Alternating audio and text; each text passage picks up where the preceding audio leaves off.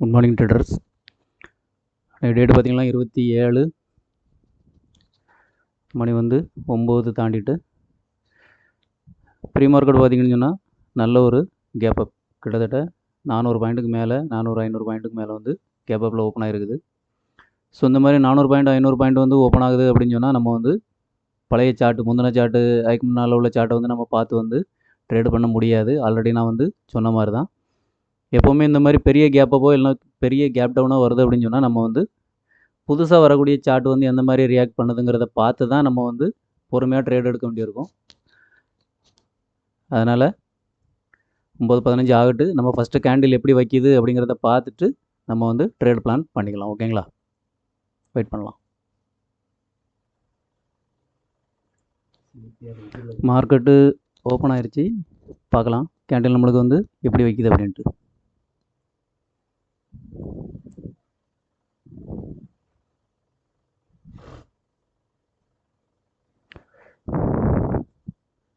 Bank Nifty ரெண்டுமே பார்த்திங்கன்னா green candle தான் வச்சு மேலே போகுது. ஸோ அதனால் நம்ம கொஞ்சம் பொறுமையாக தான் இருக்க வேண்டியிருக்கும். நிஃப்டியில் நல்லாவே ரிஜெக்ஷன் எடுக்குது, பேங்க் நிஃப்டியில் ரிஜெக்ஷன் இல்லை.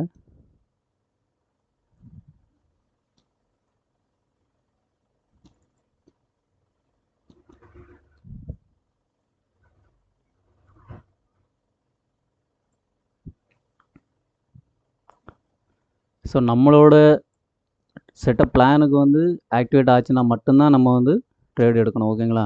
இதில் பார்த்திங்கன்னா இன்னொரு பெரிய விஷயம் என்னென்னு சொன்னால், நல்ல கேப் அப்பில் ஓப்பன் ஆகிட்டு 24,000ங்கிற ஸ்ட்ராங் ரெசிஸ்டன்ஸ் இங்கே இருக்குது. ஸோ அதனால் நம்ம அவசரப்பட்டு கால் சைடு ட்ரேடு எடுக்க முடியாது. க்ரீன் கேண்டில் வைக்கிதுங்கிறதுக்காண்டி எடுக்க முடியாது. பார்க்கலாம், கொஞ்சம் வெயிட் பண்ணி பார்க்கலாம். நம்மளுக்கான ட்ரேடு கிடைச்சா மட்டும் நம்ம இன்றைக்கி ட்ரேட் எடுத்துக்கலாம். ஓகேங்களா?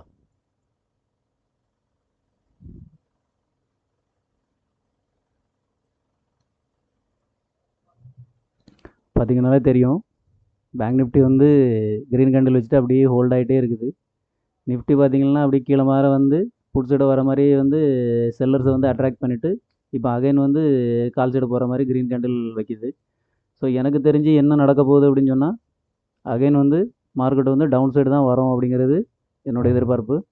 ஸோ அதனால் நம்ம ட்ரேடு புட் சைடே எடுத்துக்கலாம். சரிங்களா? புட் சைடோட ப்ரீமியம் பார்த்தோன்னு சொன்னால் நல்லாவே கீழே இறங்கிட்டு இருக்கு. நம்மளுக்கு ரிவர்சல் கொடுத்துச்சு அப்படின்னு சொன்னால் நம்ம புட் சைடு என்ட்ரி ஆகிக்கலாம். ஓகேங்களா?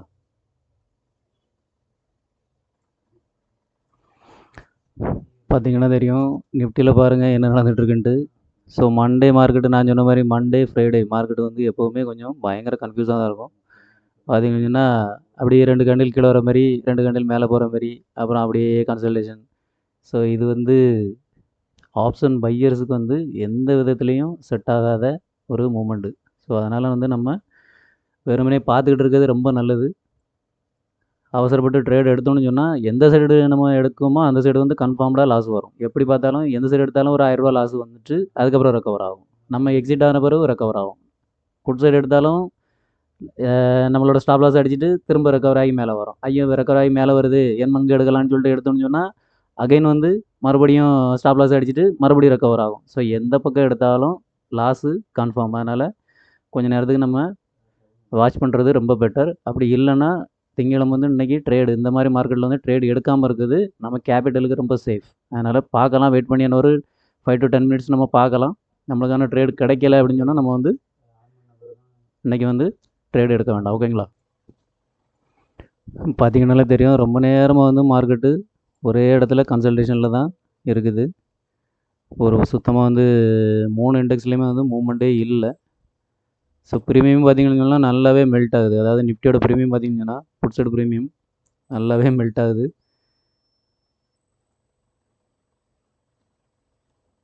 ஸோ இந்த மாதிரி மார்க்கெட்டில் நான் ஏற்கனவே சொன்ன மாதிரி தான் நம்ம என்ட்ரி ஆகாமல் இருக்கிறது ரொம்ப நல்லது. ஏன்னு சொன்னால் நம்மளுக்கு டைரக்ஷனும் தெரியாது, சுத்தமாக நம்மளுக்கு என்ன சொல்கிறது, ஜட்ஜ்மெண்ட் பண்ண முடியாது. மார்க்கெட் புட் சைடு போகுதா இல்லைனா கால் சைடு போகுதாங்கிறத நம்ம ஜட்ஜ்மெண்ட் பண்ணுறதுக்கு ரொம்ப கஷ்டமாக இருக்கும். எனக்கு தெரிஞ்ச அளவுக்கு என்ன நடக்கும் அப்படின்னு சொன்னால், என்னோடய கணிப்புப்படி மார்க்கெட் இந்த ஃபஸ்ட்டு கேண்டிலோட ஹையை பிரேக் பண்ணி மேலே வர மாதிரி வரும். வந்துட்டு அகைன் புட் சைடு வரைக்கும் தான் நிறைய வாய்ப்பு இருக்குது. ஸோ இந்த மாதிரி நடந்துச்சுன்னு சொன்னால் நம்ம எவ்வளோ தூரம் நம்மளை ஹையில் எடுக்க முடியுமோ அவ்வளோ தூரம் ஹையில் நம்ம புட்ஸ் எடுக்கான ட்ரேடு எடுத்தோம்னு சொன்னால் நம்மளுக்கு வந்து ஒரு சின்ன மூமெண்ட்டு அட்லீஸ்ட்டு ஒரு 50-60 பாயிண்ட் மூமெண்ட் வந்தனாலே நம்மளுக்கான டார்கெட் வந்து நம்ம புக் பண்ணிவிட்டு வெளியே போயிடலாம். ஓகேங்களா?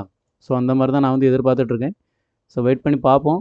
ட்ரேடு கிடச்சா மட்டும் எடுக்கிறேன், அப்படி இல்லைன்னு சொன்னால் இன்றைக்கி ட்ரேடு எடுக்க மாட்டேன். ஓகேங்களா? பார்த்தீங்கன்னா தெரியும், இப்போ வந்து நம்மளுக்கு ஃபேவராக வந்து மார்க்கெட் வந்து கண்டிப்பாக இல்லை. நிஃப்டி, பேங்க் நிஃப்டி எதுவுமே வந்து நிஃப்டி பார்த்தீங்கன்னு சொன்னால் 50% வந்து நிற்கிது. பேங்க் நிஃப்டி பார்த்தீங்கன்னா பிரேக் டவுன் ஃபஸ்ட்டு கேண்டில் வந்து பிரேக் டவுன் ஆகி கீழே வெயிட் பண்ணுது. சென்செக்ஸ் பார்த்தீங்கன்னு சொன்னாலும் நிஃப்டி மாதிரி 50%ல் நின்றுட்டுருக்குது. ஸோ மார்க்கெட் வந்து மேலேயும் போகலை, டவுன் சைடும் வரல. ஸோ ஒரே இடத்துல கன்சல்டேஷன் ஆகிட்டுருக்கு. ஸோ இந்த மாதிரி மார்க்கெட்டில் வந்து நம்ம சின்ன ஒரு நம்ம ட்ரேடராக வந்து இந்த இடத்துல என்ட்ரி ஆகி நம்ம மூக்கை உடச்சிக்க வேண்டிய அவசியம் இல்லை. அதனால் நான் என்ன பண்ணுறேன், இன்றைக்கி வந்து நோ ட்ரேடு. ஸோ இன்றைக்கி நான் ட்ரேட் எடுக்க போகிறதில்ல. ஸோ இதோட நான் வந்து சிஸ்டத்தை க்ளோஸ் பண்ண போகிறேன். ஓகே.